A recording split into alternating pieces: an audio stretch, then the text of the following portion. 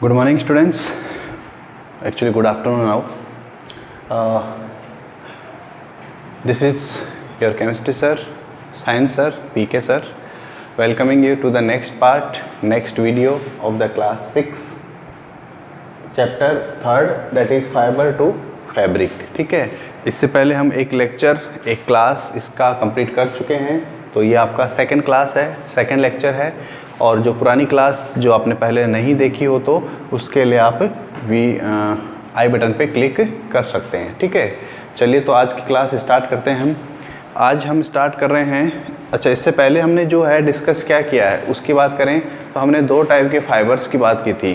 Fibres में हमने दो टाइप के फाइबर्स की बात की थी।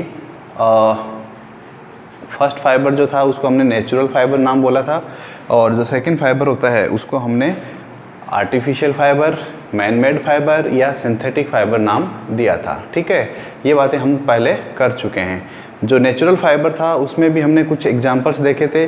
तो नेचुरल फाइबर्स के जो एग्जांपल्स हैं उसमें कुछ फाइबर्स ऐसे होते हैं जो हमें प्लांट से मिलते हैं, mean some fibres we get from plants and there are some other fibres which we get from animals. Okay, so on the basis of that source we can classify the fibers, okay, natural fibers into two types. तो उसी में जो plant fibres है, plant fibres में हमने दो types देखे थे, दो एग्जाम्पल देखे थे एक्चुअली। फर्स्ट एग्जाम्पल था आपका कॉटन और सेकंड था जूट। ठीक है, तो आज हम कॉटन फाइबर के बारे में जो उसका प्रोसेस होता है, कैसे हम उससे क्या बात करते हैं, वो हम डिस्कस करेंगे। ठीक है, so 3.3 some plant fibers, some plant fibers, और इसमें जो है वो हमारा सबसे पहला वाला जो एग्जांपल है वो है कॉटन। कॉटन जिसको हम हिंदी में कपास या रुई बोलते हैं। ठीक है, तो कॉटन की बात हम आज करेंगे। ठीक है, देखिए कॉटन का प्लांट आप लोगों ने देखा होगा, सभी ने नहीं देखा है। अगर आपने कॉटन का प्लांट नहीं देखा है तो आप पिक्चर में देख सकते हैं कॉटन का प्लांट। अब देखिए कॉटन का पहली बात आपने देखा है या नहीं देखा है, ये इम्पोर्टेंट है। तो जैसे अगर आपने कभी जो लैंप्स वगैरह होती थी, आजकल तो खैर ऑयल की लैंप्स यूज़ नहीं करते हैं, तो उनके लिए जो बत्ती बनाते हैं हम, जिसको हम विक बोलते हैं, क्या बोलते हैं हम, विक बोलते हैं। ठीक है, उसको बनाने के लिए हम जो यूज़ करते हैं कॉटन का ही यूज़ करते हैं। ठीक है, चलिए अब इसी के अलावा अगर नेक्स्ट एग्जांपल देखें तो और कॉटन का यूज़ कहाँ करते हैं। देखिए कॉटन के यूज़ के लिए अगर हम बात करें तो इसमें सबसे पहला जो है पॉइंट वो यूसेस का है।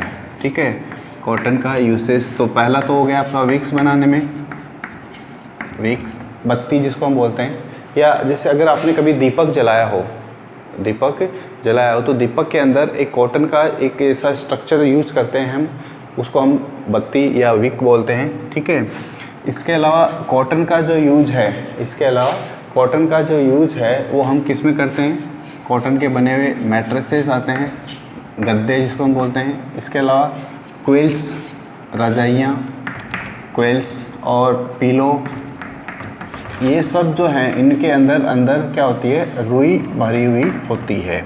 ठीक है, विक्स देखिए पिक्चर में क्या होता है, मैट्रेसेस देखा होगा सभी ने, most of you are using also, फिर भी पिक्चर आप देख सकते हैं मैट्रेसेस की। क्विल्ट्स जिसको हम रजाई बोलते हैं, रजाई का पिक्चर। पिलो सभी ने देखा है, पिलो तकिया जिसको हम बोलते हैं। तो ये कुछ ऐसे एग्जांपल्स हैं जो क्या है, बेस्ड है इसके यूज़ पर। ठीक है, कॉटन के यूज़ पर। ठीक है, यानी कि इनमें कॉटन फील करते हैं, अंदर कॉटन भरते हैं। ठीक है, अब देखिए ये तो था इसका यूज़।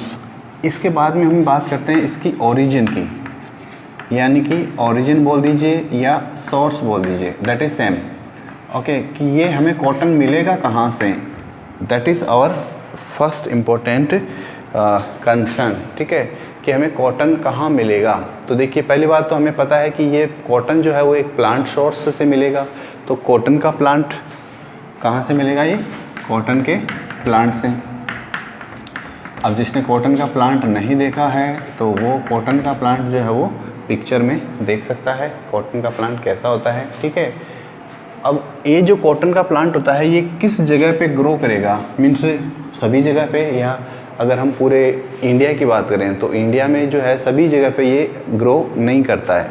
अगर इसकी फेवरेबल कंडीशंस की बात करें हम, फेवरेबल कंडीशंस जहाँ पर ये इजीली ग्रो करता है, अच्छे से ग्रो करता है, ठीक है, फेवरेबल कंडीशंस। तो अगर हम फेवरेबल कंडीशंस बात करें तो इसके लिए देखिए सबसे पहला जो है वो वार्म क्लाइमेट चाहिए, वार्म क्लाइमेट चाहिए, ठीक है। वार्म क्लाइमेट यानी कि जो जिस जगह पे आप इसको ग्रो करवाना चाहते हैं तो वो जगह जो है वहाँ का जो टेम्परेचर है वो नॉर्मली ज़्यादा होना चाहिए, ठीक है। नेक्स्ट इसका रिक्वायरमेंट है ब्लैक सॉइल, नेक्स्ट इसका जो रिक्वायरमेंट है वो ब्लैक सॉइल है, ठीक है। यानी कि जो जिस मिट्टी में हम कॉटन को ग्रो करवाना चाहते हैं तो उस मिट्टी का जो टाइप है वो ब्लैक सॉइल होना चाहिए। आप जब हायर क्लास में जाएंगे 7, 8, 9 में तो वहाँ आप देखेंगे बहुत सारे टाइप्स होते हैं मिट्टी के, सॉइल के, ठीक है। तो ब्लैक सॉइल भी होता है एक टाइप जो कि कॉटन के लिए बहुत अच्छा माना जाता है, ठीक है। This is very good for growing of cotton, ठीक है। तो ये दो कंडीशन हो गई इसकी, क्या, वार्म क्लाइमेट होना चाहिए और ब्लैक सॉइल होना चाहिए।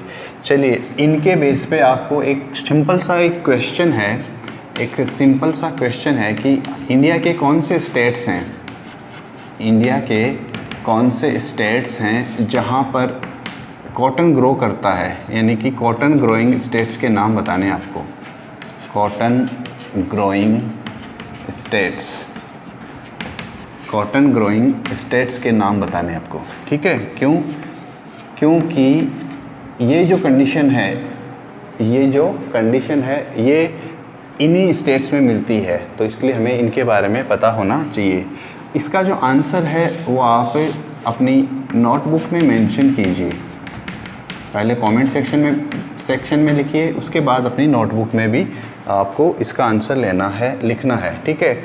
और इसका आंसर आप जो है हेल्प ले सकते हैं आपका गूगल गुरु, आपका जो गूगल गुरु है उसकी हेल्प से आप इसका आंसर सर्च कर सकते हैं, ठीक है। एक हिंट आपकी ये है कि वार्म क्लाइमेट होना चाहिए, तो ये तो पक्का है, कंफर्म है कि इंडिया की जो कोस्टल स्टेट्स होते हैं वहाँ पर कॉटन ग्रो उतना अच्छे से नहीं करेगा जितना वार्म क्लाइमेट में होता है, ठीक है। तो हम यहाँ पर कोस्टल स्टेट्स के एग्जांपल्स को हम स्किप कर सकते हैं, ठीक है। तो ये तो हो गया इसका सोर्स। अब देखिए इसके बाद में ये हमें कैसे मिलेगा। मान लीजिए आपने कॉटन का एक प्लांट ग्रो करवा लिया, अब कॉटन का प्लांट ग्रो करने के बाद में क्या होता है, जब कॉटन का फ्रूट्स आने लग जाता है, कॉटन का जो फ्रूट्स होता है जिनको हम कॉटन बॉल्स बोलते हैं, जब प्लांट का मैच्योरेशन कंप्लीट हो जाएगा तो फिर उनको हम कॉटन बॉल्स बोलते हैं। कॉटन बॉल्स पिक्चर में देख सकते हैं आप कॉटन बॉल्स कैसी होती है। तो जब किसी कॉटन के प्लांट में मैच्योरेशन कंप्लीट हो जाता है तो उसमें क्या होता है, उसका जो फ्रूट होता है, जैसे उसका साइज जो होता है वो ऑलमोस्ट लेमन जो होता है, लेमन उसके इक्वल होता है, ठीक है।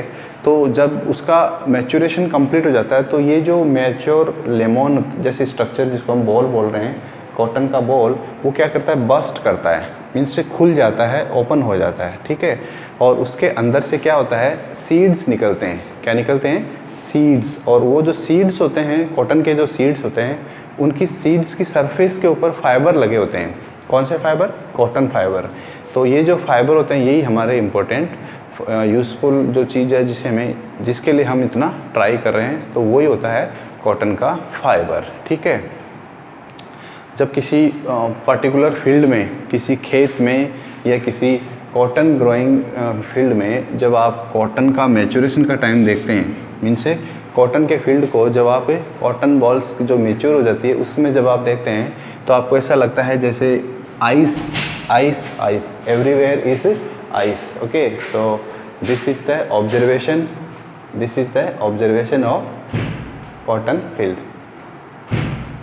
चलिए नेक्स्ट देखिए कॉटन। तो जब कॉटन का जो फ्रूट्स होता है वो मैच्योर हो जाता है तो उसका जो प्लांट होता है, सॉरी जो उसका जो फील्ड होता है ना, उसमें से लगता है कि जैसे आइस जो होती है, स्नो जो होती है ना, बर्फ़, उससे से वो पूरा कवर हो गया, क्योंकि कॉटन का जो फाइबर होता है उसका कलर वाइट कलर का होता है। ठीक है, चलिए अब नेक्स्ट स्टेप में क्या करते हैं, इसका जो नेक्स्ट स्टेप में देखिए, ये हो गया इसका फर्स्ट स्टेप। इसके बाद में इसकी बात कर ली हमने, इसके बाद में हमने क्वेश्चन की भी बात कर दी, कॉटन बॉल्स की भी बात कर दी। अब नेक्स्ट स्टेप में क्या करते हैं, हम पिकिंग करते हैं। पिकिंग का मतलब समझते हैं? पिकिंग का मतलब होता है सिंपली कॉटन के जो बॉल्स होते हैं, कॉटन के जो बॉल्स होते हैं उनको हम कलेक्ट करते हैं कॉटन फील्ड से। ठीक है, सभी कॉटन बॉल्स को हम कलेक्ट कर लेते हैं और उसके बाद में फिर क्या करते हैं, जो कॉटन का जो बॉल है, उस कॉटन के बॉल के अंदर बहुत सारे सीड्स होंगे और उस सीड के ऊपर जो फाइबर्स होते हैं, सीड के ऊपर जो फाइबर्स होते हैं ना, उनको हम सेपरेट करते हैं, उनको अलग करते हैं। ठीक है, तो ये जो प्रोसेस होता है जिसके अंदर कॉटन के सीड के जो फाइबर्स होते हैं उनको हम सेपरेट करते हैं, इस प्रोसेस को हम एक पर्टिकुलर नाम देते हैं और इसको हम बोलते हैं गिनिंग। क्या बोलते हैं? Ginning of cotton, ginning of cotton. ठीक है, गिनिंग ऑफ कॉटन। पिकिंग में तो क्या करते हैं, हम कलेक्ट करते हैं जितने भी जो कॉटन के फ्रूट्स होते हैं, कॉटन के जो बॉल्स होते हैं उनको कलेक्ट करते हैं। गिनिंग ऑफ कॉटन में क्या करते हैं कि जो कॉटन का फ्रूट है और कॉटन का जो सीड है, तो कॉटन के सीड की जो सरफेस है उसके ऊपर जितने भी जो फाइबर्स होते हैं उनको हम सेपरेट करते हैं। That process is called ginning. ठीक है, और ये जो गिनिंग होता है, इसको करने के लिए, गिनिंग करने के लिए यानी इसको सेपरेशन करने के लिए बाई हैंड मीन्स हाथ से भी यूज़ कर सकते हैं। ट्रेडिशनली हम बाई हैंड से ही इसका यूज़ करते आ रहे हैं, but now it is machines are available, nowadays machines are available for this purpose. यानी गिनिंग का जो फंक्शन है, गिनिंग का जो फंक्शन होता है वो आप गिनिंग का जो फंक्शन है वो हाथ से भी कर सकते हैं और साथ साथ में जो आपका मशीन है उसकी हेल्प से भी कर सकते हैं। ठीक है, चलिए ये था कहानी कॉटन का। तो कॉटन का कहानी ख़त्म, कॉटन का स्टोरी और सारा प्रोसेस हमने देख लिया, कॉटन में कैसे करते हैं, क्या करते हैं। ठीक है, अब इसके बाद में देखिए नेक्स्ट आता है हमारा नेक्स्ट प्लांट जिसका नाम है जूट। नेक्स्ट प्लांट क्या है हमारा? नेक्स्ट प्लांट देखिए इसके बाद में आता है जूट, जूट का प्लांट। चलिए देखिए नेक्स्ट जूट फाइबर की बात कर रहे हैं हम। तो जूट फाइबर का जो यूज़ है, अगर हम डायरेक्ट पहले यूजेज की बात कर लेते हैं, तो यूजेज जो होता है इसका वो होता है बैग्स बनाने में। जूट के बैग्स आपने देखे होंगे, जूट के बैग्स होते हैं। और इसके अलावा जूट के जो फाइबर्स जिनसे बोलते हैं अपन, जिनको यस फैब्रिक्स, फैब्रिक्स का मतलब सिंपली क्लॉथ की फॉर्म में फैब्रिक्स, जूट के बैग्स होते हैं, जूट के फैब्रिक्स होते हैं। जूट के कुछ रॉप्स भी बनाई जाती है, जूट रॉप्स जिनको बोलते हैं रस्सियाँ, जूट रॉप्स जिसको हिंदी में सूतली बोलते हैं, सूतली। ठीक है, तो ये कुछ एग्जांपल्स हैं इसके यूज़ के, एट्सेट्रा एट्सेट्रा। ठीक है, अब इसके बाद में देखते हैं कि ये कहाँ से मिलेगा, कैसे मिलेगा। देखिए जूट जो होता है वो जूट का जो प्लांट है, जूट का जो प्लांट है उस जूट के प्लांट्स के स्टेम से मिलता है ये जूट का फाइबर। ठीक है, अब इम्पोर्टेंट ये है कि जूट का प्लांट मिलेगा कहाँ, इनसे जैसे हमने यहाँ देखा था कि इसका जो ग्रो करने के लिए जो एरिया है, मीन्स जो कंडीशंस है, कहाँ देखा था? ठीक है, रब हो गया। कंडीशंस देखते हैं इसके लिए कि कौन सी जगह पे हम इसको ग्रो कर सकते हैं जूट को, जूट का जो प्लांट होता है उसको ग्रो करने के लिए क्या कंडीशन चाहिए। ठीक है, तो देखिए अगर हम इंडिया की बात करें तो ऐसी जगह पे इसको अच्छे से ग्रो कर सकते हैं, इसको अच्छे से ग्रो ऐसी जगह पे कर सकते हैं जहाँ प्लेंटी ऑफ रेन हो, प्लेंटी ऑफ रेन, यानी कि मेनली ये रेनी सीजन का प्लांट है। Plenty of rain, plenty of rain हो, बहुत ज़्यादा जहाँ पर बारिश होती हो तो उस जगह पे ये इसका क्या है, बहुत अच्छा ग्रोथ होता है। और रेनी सीजन में जाहिर सी बात है इसका it is obvious that it is grown in rainy season. Okay, चलिए नेक्स्ट, अगर हम इंडिया के कुछ स्टेट्स की बात करें इंडिया के कुछ इम्पोर्टेंट स्टेट्स जो जूट का प्रोडक्शन करते हैं, तो इनमें हम बात कर सकते हैं। तो फर्स्ट एग्जांपल जो है वो है आपका वेस्ट बंगाल। वेस्ट बंगाल जो है वहाँ पर जूट का सबसे ज़्यादा प्रोडक्शन होता है, ठीक है। इसके अलावा अगर हम बात करें तो बिहार में भी जूट का प्रोडक्शन होता है। वेस्ट बंगाल जो है बहुत अच्छा प्रोडक्शन करता है जूट का। इसके अलावा आपका असम जो स्टेट है वो भी इसका प्रोडक्शन करता है। इसके अलावा और भी स्टेट्स हैं, लेकिन ये कुछ ऐसे स्टेट्स हैं जो मेनली इसमें सबसे ज़्यादा कंट्रीब्यूट करते हैं, किसमें? जूट के प्रोडक्शन में, ठीक है। अब इसके बाद में देखिए क्या होता है, जूट का जो रेशा जो फाइबर है वो किससे मिलेगा आपको? जूट के प्लांट्स के स्टेम से, ठीक है। अगर आपने जूट का जो फाइबर है जूट का जो प्लांट है वो अगर वो देखा हो तो देखिए ये जूट का एक फील्ड है, खेत है जूट का, जहाँ पे बहुत सारे जूट के प्लांट्स हैं, ठीक है।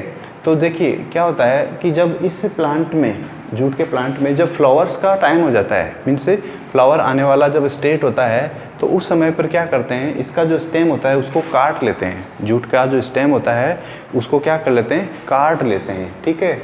और उस स्टेम को, जो कट स्टेम जो है, उस स्टेम को क्या करते हैं? वाटर में डिप कर देते हैं, वाटर में डुबो देते हैं, इमर्ज कर देते हैं, ठीक है, कुछ दिनों के लिए। और कुछ दिनों के बाद में क्या होता है, ये जो स्टेम है, कट स्टेम जो है वो क्या करता है? रोट करता है। रोट का मतलब सड़ जाता है। जब रोट करता है, सड़ता है, तो उससे फिर क्या होता है, उसके जो फाइबर्स होते हैं उनको हम सेपरेट करते हैं।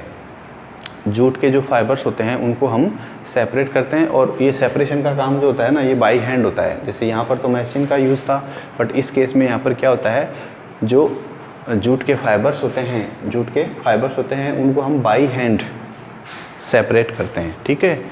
बाई हैंड सेपरेशन होता है, बाई हैंड्स, ठीक है।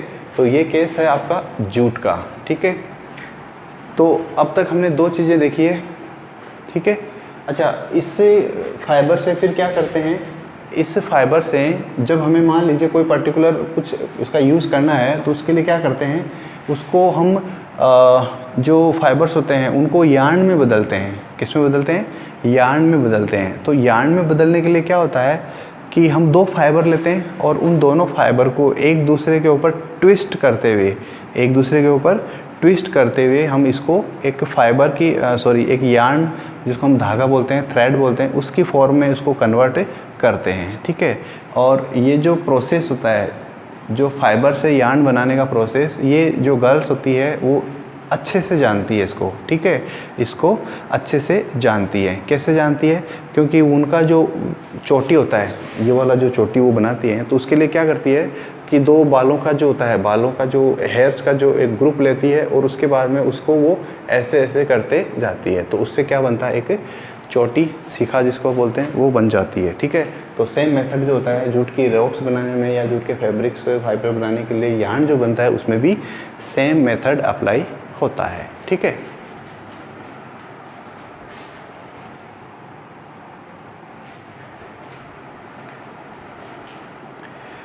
चलिए नेक्स्ट देखते हैं इसके बाद में 3.4। नेक्स्ट है 3.4 स्पिनिंग।